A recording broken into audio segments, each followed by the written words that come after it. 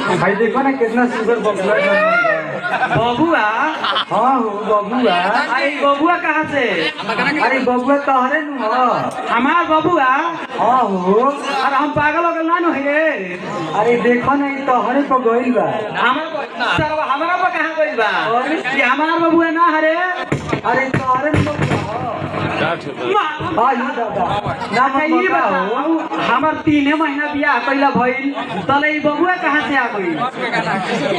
3 महीना के लइका ना भइल 3 महीना हमार से ना भइल। अरे हमारा कुछ बुझात नहीं के मारम नु कब हे का हम कही तोरा के हमारा ओ बुझ गई नहीं का बुझ गेलो हो का हमारा बुझात नहीं अरबे से लेके आइल बड़ा ना ना बुझ गई नहीं बक्सवा में बंद करके लिए आइल बड़े। चुप रह बोलबो ढेर फालतू। देख एकर फसलों पर धनवा करी जले। हाँ तो बोलाई प्रधान जी के एकर लइका हो एकर ना हो प्रधानवा के बोलावता नहीं। हाँ तो बोलाई ए प्रधान जी प्रधानवा। अरे प्रधानवा ए उ सरवा के वोट दे के जिता देल अपनो बड़ा कमीना निकल गइल बा। आ हो प्रधान जी आर मारिए गइले का? अरे प्रधान जी नमस्कार कब अइले? नमस्कार अभी गोड़ लगा तानी प्रधान जी। ए दूरे से करे वो बहुत खिनार हो प्रधान जी ई रौला के छिनेरा कहता। अरे ना प्रधान जी मजाक में कोनी। अच्छा सब ठीक है।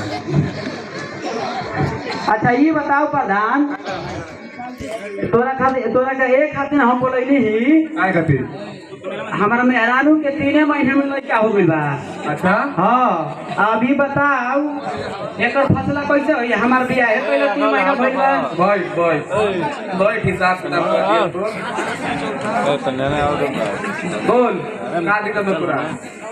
हमार दिक्कत ई बा कि 3 महीना में हमार लड़का भइल कैसे?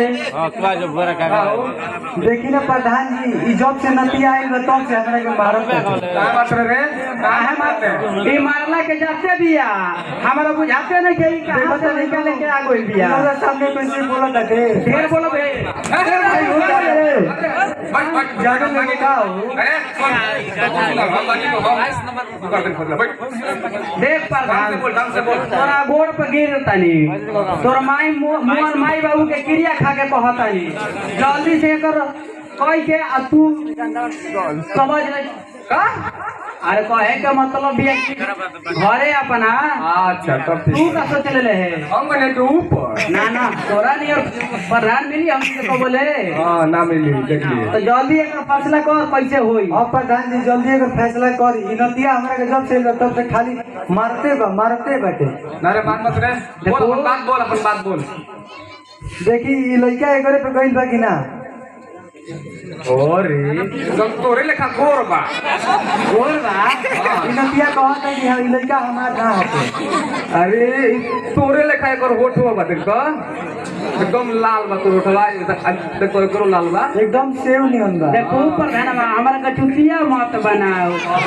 अरे देखी सब देखी का कहता ढंग वाली बात बता देख हम जन्मे के करिया हई जानले तो हम गोर कहाँ ले हो जाए। और एगो बात सुन भैरव बाबा के मैं क्रीम लगा गईनी तबो ना गोरनी आज कैसे गोरा जाई? ना तू कोयला के भाटा में से निकल के आइल त गोरीबो कैसे? ई तो बात ठीक करे भाटा में लाइले बानी।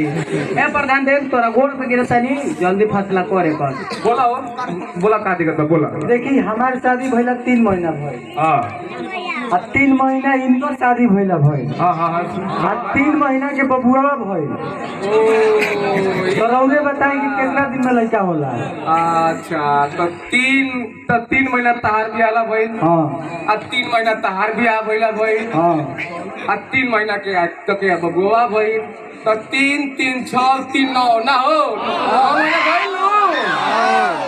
दिक्कत बा तोरा। देखो प्रधानवा फिर बुरबक बनावा तोरा फसावा तेरे हमरा के देखा तनी नु हीरोरा के अरे तेरे बोलत नतिया हम तो नास बुझाता नहीं। पार्टनर यही से बोलता फिर से समझा देख 3 महीना तोर बियाह भइला भइल। हां हमर 3 महीना भइल बा। 3 महीना एकर बियाह भइला भइल। हां 3 महीना के यार हो भइल बबुआ ओ ना हो गइल 9 महीना तो 9 महीना भइल भाई लो। ठीक बानू लइका अरे हमार रनिया तू हमरा के माफ हमरा के मारा तरह को भी ना जाते नहीं आई जाए दे ना हम जाए दे हमरा के मार जाए दे अच्छा ये प्रधान बता बोल मेहरानू के तो हमरा मनाइए दिहले आ बढ़िया ला हमनी का फसला कइए दिहले हाँ तो ठीके ठाक कर दे तू प्रधान बढ़िया बारे एकदम बढ़िया बनी हम तो बोलो अब ओकरा खुशी में का कइल जाओ तो 5-6 केजी यार मिठाई लिया के अब बटवा दे सब के अब बचाई रे अरे ऊ तो ठीके बा हम बटवाइए दे हम हाँ अच्छा ये बताओ पता लागोता कि एगो लॉटरी के पैसा निकलता 12,000 हाँ वो तो निकलते बा वो 12,000 रुपया हमारे पास को दे हाँ तबे न हमर लइका लेटरिंगवा में मुंह हाथ धोई ओ ठीक बा पास होते क्लियर बा नु एकदम क्लियर कर देंगे तो चल गए हाँ एगो और बात सुनो बे बोल और कराओ के निर्मलवा के चिन्ह तरे हाँ बाबा नु हाँ। उनको हमारे संगे बियाह भइल रहा ओकरो 3 महीना होता हमरो 3 महीना होता तोर पागल है का रे तो तोर ऑनलाइन खींच के निकाल दियल बा ओ मिठाई लेके बैठ सब के चल